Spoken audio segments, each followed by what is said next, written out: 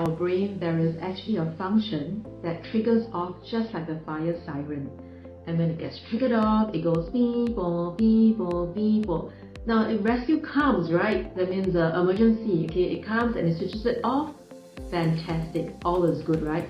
But can you imagine if this fire siren goes on and on and on, beepo, beepo, through the entire hour or even longer for days? Now, just imagine how that is really going to irritate, frustrate, or perhaps even trigger anger inside us, right? So this fire siren works exactly just like what I call the amygdala inside our brain, okay? And that actually gets triggered off when we are reactive. So my name is Brenda and I bring clarity and excitement back into people's lives. Now this fire siren, or amygdala if you like to call it, it gets triggered off when we are reactive.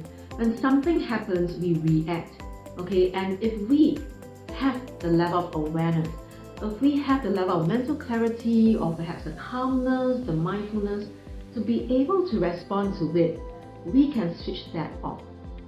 And what happens when we cannot? And this fire siren goes on and on and on and on and on.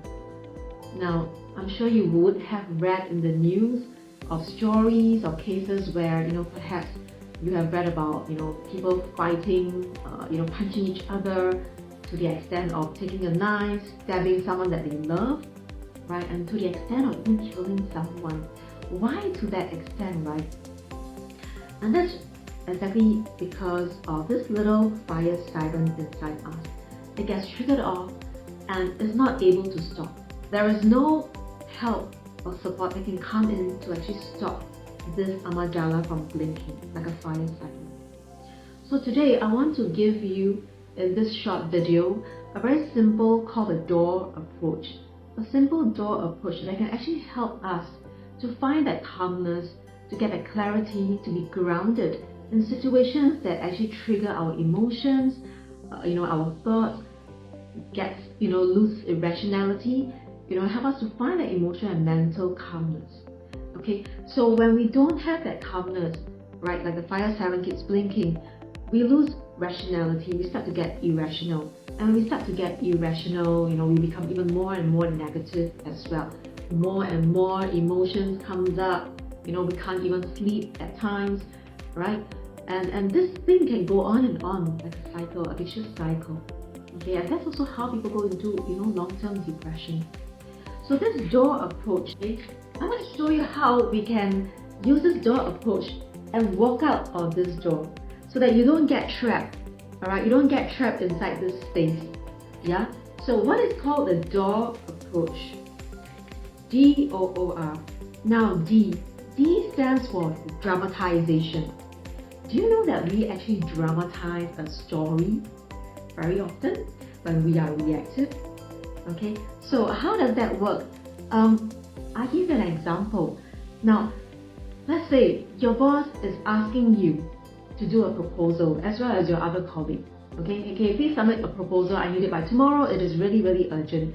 And so you prepare the proposal, you stay overnight, you put in your best effort, and then tomorrow you put the proposal on your boss's table. And your boss took a look at it, alright? Actually, you do not know that your boss looked at it.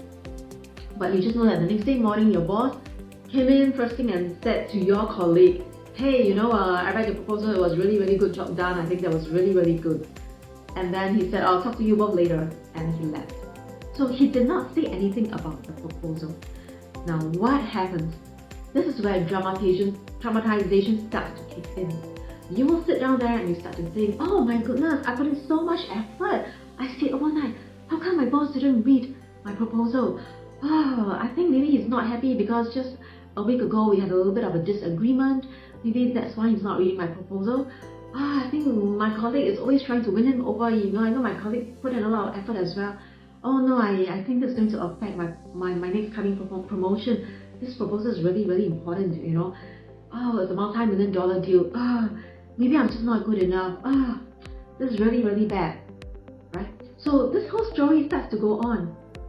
Now, how often have you actually take an uncertain piece of information and you actually spun a story, you create a story of your own, And it may not even be real. And that actually consumes your thoughts the whole day, because it just goes on and on. It consumes your thoughts, it consumes your emotional state. You just get so emotional, it affects your productivity at work, or you may even go back, you quarrel with your spouse, or you may just start to yell at your kids. It just literally consumes you entirely. And hopefully not, huh? But this is an exaggerated case, consuming us entirely. So this is where I say, now let's not dramatize, and let's not amplify on the emotions. So 2 words here: dramatize, amplify. Put them together, boom, it's not going to be a good concoction. Okay, so we don't dramatize. Take a step back, okay? We don't amplify the emotion as well. We don't amplify the negativity. Already you are not happy. Don't amplify it and make yourself like a victim of your own issue. Alright, so the next word is O. Observe. Be observant. Okay, you feel reactive when you first heard of the news, or when your boss first spoke to your colleague, you reacted. You go like, okay, take a step back, observe. Start to check in, okay, what's coming up for me? Take a few deep, long breaths. If you're starting to feel, I'm feeling a heart cringe, I'm feeling really uncomfortable. Of course, in extreme cases, sometimes, we have unforeseen circumstances, situations we do not know, right? And you may feel very triggered. You don't have certainty in certain information. Take a step back and just observe first. Observe what's happening, what's going on. Don't jump to conclusion, don't dramatize. The next one, O. Okay, be open. Be open to possible perspectives. Don't create and stick to that story which you think that has to be the case. Be open. And for all you know, if you go talk to your boss the next day when you see him, let's say he comes back to the office, right? Knock on his door, ask him, hey, boss, I just wondered if you had a chance to, look at my proposal. I put in a lot of effort. It's really, really exciting to know about what's the new plans for the next coming year. I wonder your thoughts, if there's any way I can improve or do even better and make this a success. So for all you know, your boss is going to tell you, alright, I was just too busy. I had a last minute call in for a meeting and I haven't had a chance to fully go through your report. It's just that simple. But what you do when you don't have the information, you amplify it, you dramatize. That's very often what we normally do. Okay, next, last thing, R. What does R refers to? Ruminating. So when we are not happy, let's say the boss finally read your proposal, okay, and he comes back and he says, well, actually I read through part of your proposal, but I was really thinking through what you have done, and I was thinking if that would really, really work. And I need to think through a little bit more. And that was it, right? So you go back to your seat, you go home, you're not happy, you start to think, I don't like the tone of how my boss spoke to me. I think he could have been more empathetic in the way he told me. Especially he asked us to do this so last minute, right? Or you start to be unhappy about, my colleague is really, really proud now that the boss praised his proposal, and you feel really, really lousy. And you continue to ruminate about the past as well. You start to bring in, you know what, I think maybe the boss is trying to create, certain circumstances that doesn't give me the opportunity to take the lead of this project. I think he must be unhappy because a few times I've clashed with him. I also think that maybe he doesn't want to give me the promotion, he wants to give it to my other colleagues. Maybe he still holds a grudge. So you dramatize and you continue to ruminate on these thoughts. You don't just ruminate for like that 1 hour. You go on and on for the next 1 day, 2 days, weeks. Some of us ruminate over an issue that we are not happy with. It can even be simple things like making a comparison with my colleague, that my colleague is doing better than I am. We ruminate over what we don't feel happy with, and it can go on for months for some people.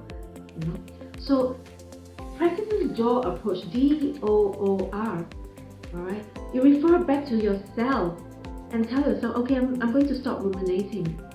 Alright, I'm not going to dramatize and amplify. I go back to being observant about my own responses, my own actions. Okay, how can I be more open? What are other possibilities, or what other ways can things be done when you are stuck and when you have no clarity? So with this door approach, alright, practice that. I do that myself, like a daily motto. Alright, I do that every time when I get triggered about something that I'm not happy with. I observe. Okay, I keep myself open to different possibilities, looking at different perspectives that can be beneficial. Okay, and reminding myself, okay, I'm not ruminating.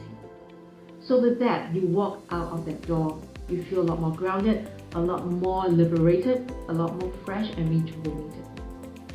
So let me know how you feel as you practice the door approach.